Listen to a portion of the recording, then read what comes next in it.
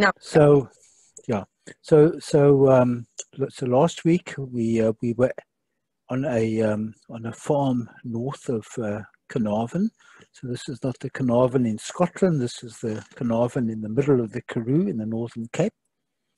And we were on a farm called Louievale, where the Louis is spelt with an E and not with an S.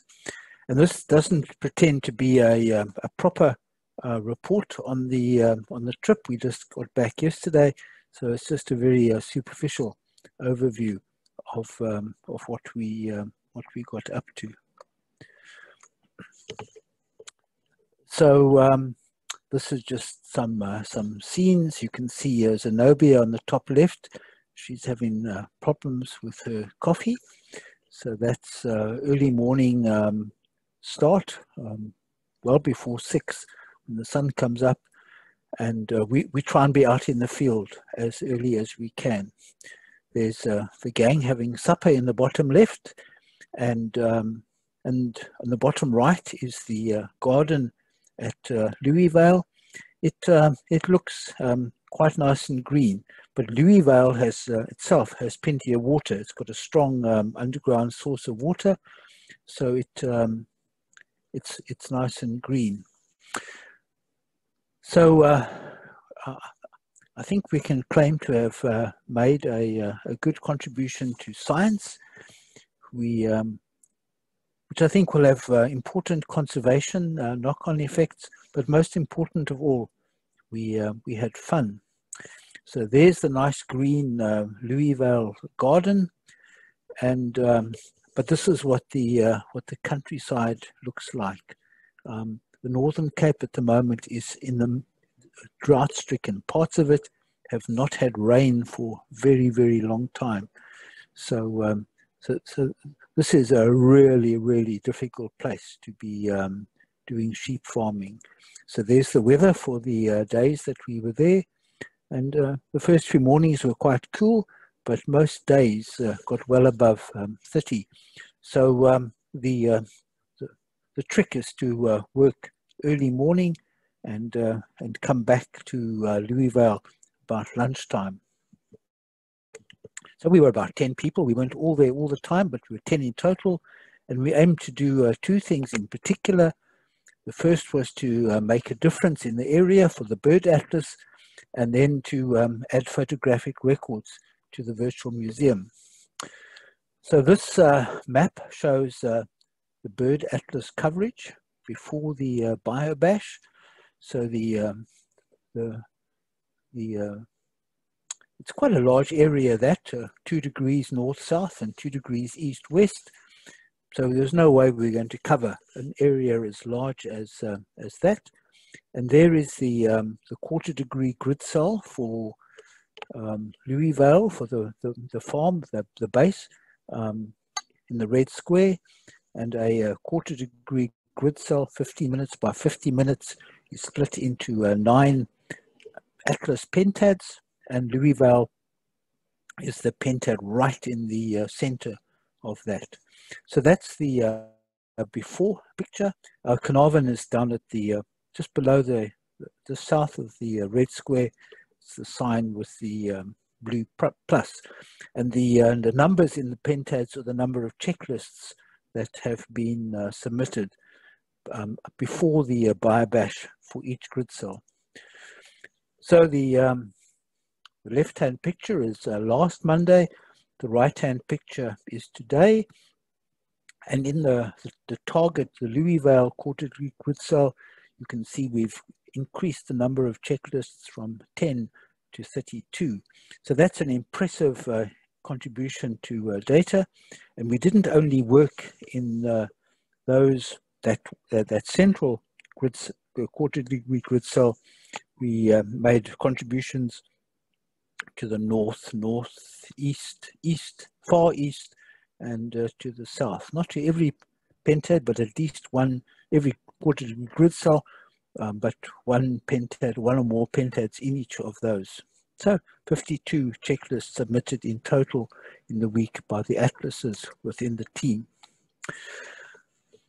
So I'm not going to do a summary of the virtual museum data submitted. I've just picked out a few interesting records. We found scorpions using the infrared torch. That's a picture of robins, and 4 species of scorpion, I think, on the night that the picture in the right was taken. That's a flash picture. Lacewings are sort of gentle looking creatures. So it was quite a surprise that Ryan found this lacewing mangling a fly. So they're not as gentle, voraciously carnivorous. And then the atlases and the bird pictures, they found some interesting things too. Not much water, a little dam with some water in it, had this red knot in it. And it's a juvenile. The scalloping of the feathers in the back is what gives it away as a young bird. And so this bird would have, our knots come from the Siberia, from the Siberian tundra, right in the far north, hatched in July. By the time the juveniles leave, the adults have left on migration already, so they just fly south without any particular guidance except an innate process that they have to go south, and thus they turn up at all sorts of unlikely places, including this little pan in the Northern Cape. So this is exactly the time when they ought to be turning up as vagrants at all these funny places in the interior, normally coastal birds. And then Chorus took this photo and discovered it's a red-backed shrike. And I sent it to Magda, and Magda confirms what I guessed, that it's a juvenile red-backed shrike. And she says that it's a little bit early in terms of arrival. Most of the Palearctic migrants will still at this point in time be on their way. So these things breed in May, June in Europe. So this bird could possibly be 5 or 6 months old at present. So that's kind of the report. When is the next BioBash going to be? I quite often get emails asking this question, and basically we're not advertising BioBashes on a large scale. We're just doing them informally. So if you would like to be kept informed, please just send an email to Megan, and this email address will be in the blurb for the for this when it gets onto the YouTube thing tomorrow. But with hoping that things will settle down by then, we are planning a BioBash at Hanover, at Karoo Nature Reserve. We've booked out all the accommodation. Those are the dates, 17th to 23rd March. In South Africa, it's a public holiday, long weekend, exactly halfway between Cape Town and Johannesburg. The Karoo Nature Reserve is an amazing place. So there's also to send an email. And one of the things we planned at Louievale these past few days is the Fundamentals of Citizen Science course.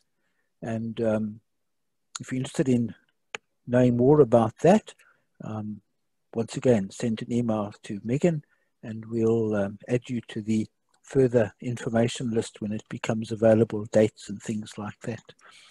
So that's what I had to say, and happily answer questions.